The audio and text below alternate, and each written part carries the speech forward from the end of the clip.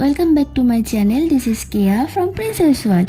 আমরা সবাই ভালো আছি আর আশা করছি তোমরাও সবাই অনেক ভালো আছো। আজকে তোমাদের সাথে একটা খুব সুন্দর ব্লগ শেয়ার করবো আর আমার ড্রেস দেখে তোমরা বুঝতেই পারছো যেটা শীতকালের ব্লগ। চলো শুরু করা যাক। এই মাথার যে ক্লিপটা দেখছো এই ক্লিপটা আমার খুব ফেভারিট, ওই জন্য তোমাদেরকে এতবার করে দেখাচ্ছিলাম।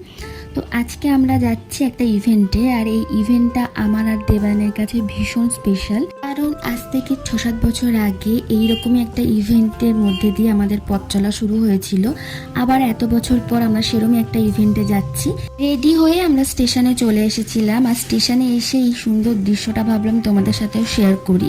একটা দাদু তার ব্ল্যাঙ্কেটটাকে কুকুরটাকে দিচ্ছে, কুকুরটা ওই ব্ল্যাঙ্কেটটাকে নিয়ে কি সুন্দরভাবে খেলা করছে, আমার দেখে ভীষণই ভালো লাগলো। এর আগের ভিডিওটাতে আমি তোমাদের একটা খুব বাজে জিনিস শেয়ার করেছি, আর সেইখানে এই মানুষটাকে দেখে আমার সত্যি ভীষণ ভালো লাগলো। কেন রাস্তার এই পশুগুলোকে তো সেরকমভাবে কেউ একটা ভালোবাসে না, আর এরাও ভালোবাসা পেলে কতটা খুশি হয় সেটা তোমরা এই কুকুরটাকে দেখেই বুঝতে পারছো। যে আমরা ট্রেনে উঠে পড়েছি আর তোমরা অনেকেই বুঝতে পারছো আমি কোথায় যাচ্ছি।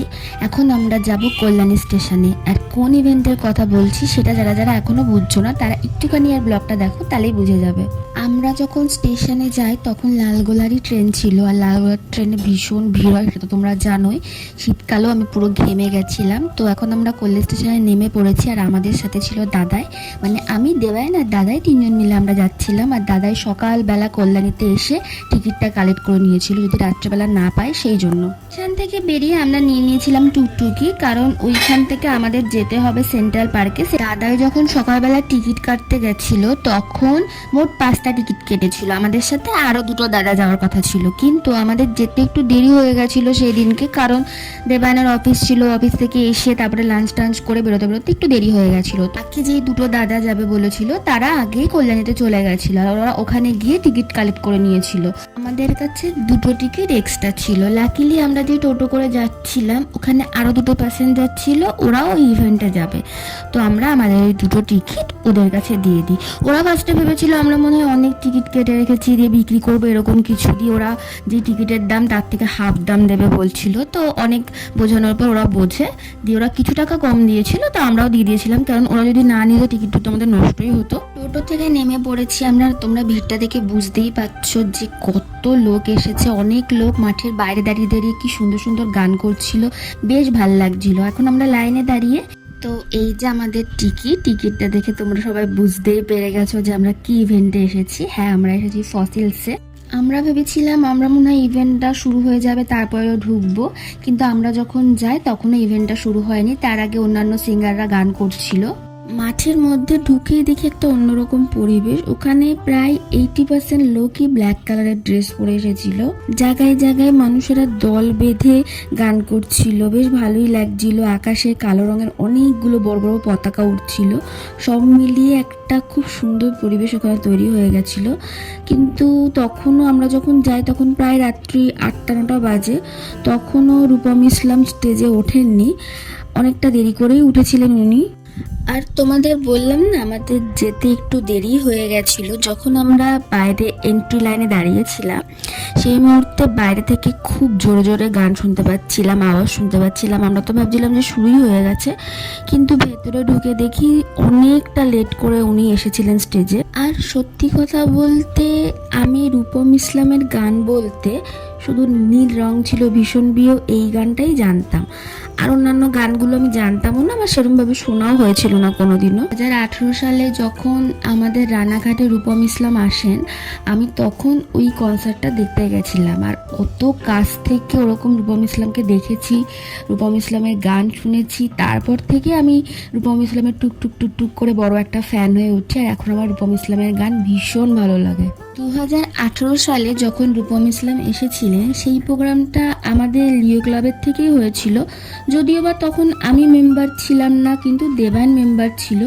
তো সেই জন্য আমি এতটা কাছ থেকে ওনাকে দেখতে পেরেছি তোমরা ভাবতেও পারবে না। এইবার তো অনেক দূর থেকে দেখেছি, কিন্তু সেইবার আমি অনেক কাছ থেকে দেখেছিলাম। কিন্তু এত বছর পর আবার প্রোগ্রামটা দেখতে গেছি, এখন অনেক কিছু দেখলাম, আপডেটেড ভার্সন চলে এসেছে, আগের থেকে অনেক উন্নত হয়েছে বিষয়গুলো।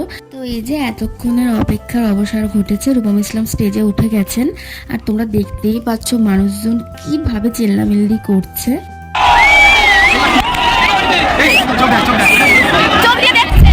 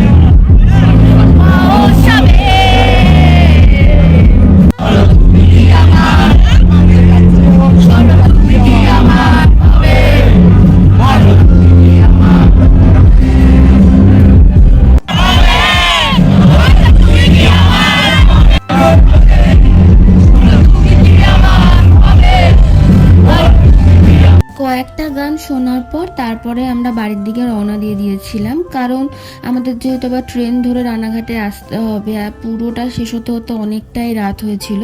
অতটা রাত করা আমাদের পক্ষে সম্ভব হয়নি। পুরো প্রোগ্রামটা যেহেতু দেখতে পারলাম না, সেজন্য আমার মনটা খুবই খারাপ ছিল, আমার একদম ভালো লাগছিল না। কারণ লাস্টের দিকে সবসময় ভালো ভালো গানগুলো করে আর সেইগুলো আমার শোনার খুব ইচ্ছা ছিল। আমি তো এক প্রকার দেবয়ানের উপর রেগেই গেছিলাম, কারণ গানটা একবার শোনা শুরু করলে তখন শুনে যেতে ইচ্ছা করে। কিন্তু যদি পুরো প্রোগ্রামটা দেখে আমরা আসতাম তাহলে স্টেশনে তো প্রথমত প্রচুর ভিড় হতো, আমরা শেষ ট্রেনটা পেতামও না মনে হয়। স্টেশনে গিয়ে আমি টুপি পরে নিয়েছিলাম, কারণ অনেকটা রাত হয়ে গেছিলো আর ভীষণ ঠান্ডা লাগছিল। আর কয়েকদিন আগে আমার ভীষণ গলা ব্যথা হয়েছিল, পুরো গলা দিয়ে আওয়াজই বেরোচ্ছিল না। আর এইদিকে দেবায়ন আমাকে হাসানোর চেষ্টা করছিল, কারণ ও বুঝেছিল যে আমি পুরো প্রোগ্রামটা দেখে আসতে পারিনি বলে আমার খুব মনটা খারাপ লাগছিল। এত লোক এসেছিল দূর দূরান্ত থেকে, তারা তো প্রত্যেকে ওই লাস্ট ট্রেনেই ফিরতো, সেই জন্যই আমরা প্রায় আধ ঘন্টা না, ওই 40 মিনিট মতন আগে আমরা ওখান থেকে বেরিয়ে আসি। সত্যি কথা বলতে সবারই খারাপ লাগছিল, কারণ এত সুন্দর প্রোগ্রামটা হচ্ছিল আর যত প্রোগ্রামটা এগোচ্ছিল আরও সুন্দর হচ্ছিল। যদি এটা আমাদের রানাঘাটে হতো তাহলে আমরা পুরো প্রোগ্রামটা দেখেই আসতাম, কিন্তু যেহেতু এতটা দূর আবার আসতে হবে সেই কারণেই পুরো প্রোগ্রামটা দেখা আমাদের পক্ষে সম্ভব হলো না।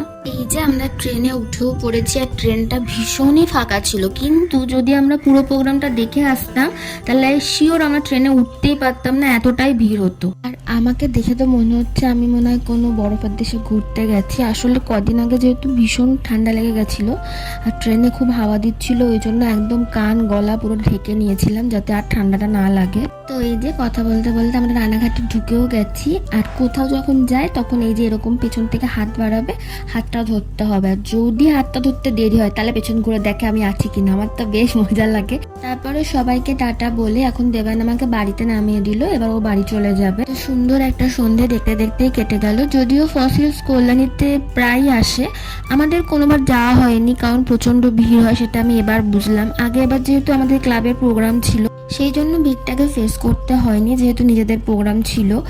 বাট এইবার এত ভিড়, বাপরে বাপ, এত চাপাচাপি হচ্ছিল, সত্যি কথা বলতে এইবারটাই ফার্স্ট আর এইবারটাই লাস্ট। আমি আর হয়তো কোনোদিনও এত ভিড় ঠেলে ফসিল দেখতে যাব না। আজকের এই ব্লগটা এইটুকুই। আজকের এই ব্লগটা তোমাদের কেমন লাগলো সেটা জানিও, ভালো লাগলে একটা লাইক কমেন্ট শেয়ার করে দিও। যারা ইউটিউব থেকে দেখছো তারা আমার চ্যানেলটাকে সাবস্ক্রাইব করে দিও, আর যারা ফেসবুক থেকে দেখছো তারা আমার পেজটাকে ফলো করে দিও। Thanks for watching.